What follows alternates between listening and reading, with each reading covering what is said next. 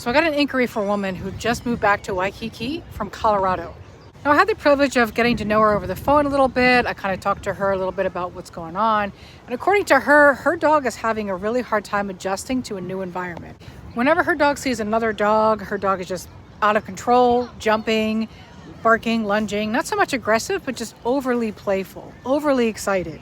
Now this has been very frustrating for her because she feels like she can't really walk her dog without it being a huge project. Every dog that she passes is a huge ordeal. Every leaf blowing in the wind is a huge problem. Dealing with an overexcited dog is a process. It's going to take a while. And it also involves a lot of enrichment training and confidence building. So if you are in this kind of situation where you've just moved to a new place and your dog is not adjusting to this new environment, or maybe you just have a really hyperactive dog and you don't know how to take them on a walk because it's just a huge ordeal every time you try, you might want to stay tuned to this video because we're going to deal with this head on.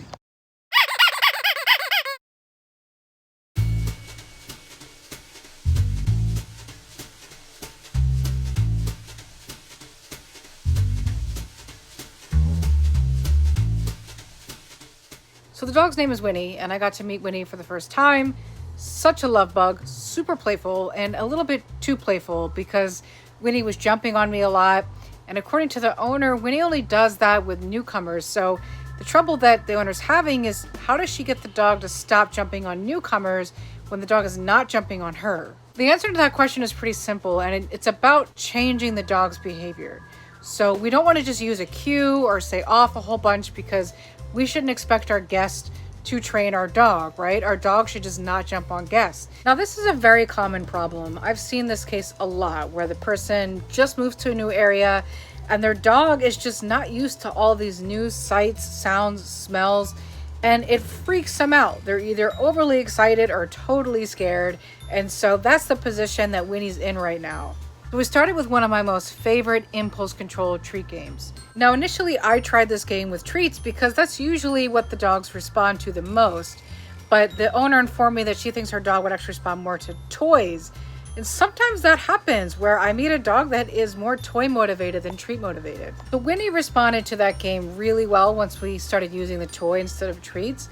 And I also think it resonated with the owner quite a bit. It seemed like she picked up on that really quickly. And I really think that if the owner plays this game pretty regularly, this is really going to change that behavior, and pretty quickly.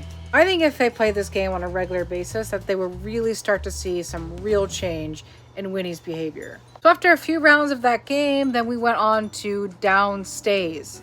Now, the owner had mentioned she's done some training with Winnie in the past and that Winnie was pretty good with her cues, and I completely agree. However, we had the down, we had the stay, but we didn't have a duration. So we wanted to actually kind of build up that duration. We also want to practice these down stays in an environment where Winnie feels completely uncomfortable, which eventually will be outdoors. So once we practiced those down stays a little bit indoors, then we took it outdoors. But before we actually got into the down stays, what I wanted to do was do this fun little leash training exercise, which the owner had claimed that she'd done before in the past, which was brilliant because it made it a lot easier for the both of us. So the leash exercise that we played is when you quickly change directions every few moments just because. Not necessarily because your dog is pulling or because your dog isn't paying attention, just because. And the whole object of this game is really just to get your dog to follow you and start paying attention to you.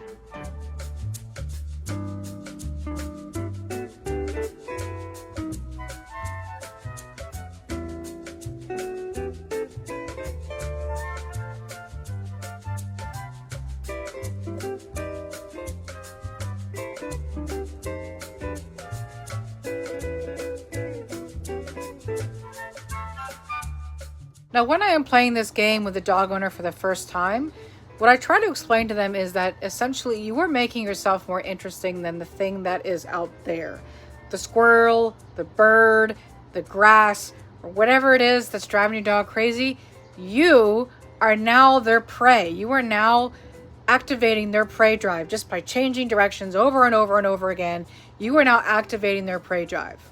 Not only that, but it's fun. It's fun for you, it's fun for the dog, and it gets them to follow you. As you can see, Winnie's tail is wagging the whole time. But our goal isn't just to play this game, it's also to get Winnie to hold a down stay even just for a moment, in an environment where she feels uncomfortable. So we're playing this game, we walk back and forth, we change directions, and then we hold a down stay for as long as we can. I don't think we got very long. I think maybe only about 3 to 5 seconds. But in an environment where a dog feels uncomfortable, that's an A plus in my book.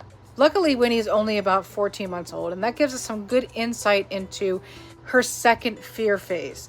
So for some puppies, the second fear phase happens later than others, and sometimes it goes on for longer periods of time. So 14 months, she's still very much at that phase where the leaf blowing in the wind is the scariest thing for her. Anything to build up Winnie's confidence and doing some enrichment exercises is really going to go a long way, even if these enrichment exercises are done in the comfort of her own home and not outdoors. I made sure that I told Winnie that I was very proud of her on this day because this was very hard work for her. I really look forward to working with Winnie again. I can't wait to hear from them and how the training is going and what, if anything, they've noticed in the first week. I really want to get Winnie to a more confident place as an adult dog and not just a puppy anymore.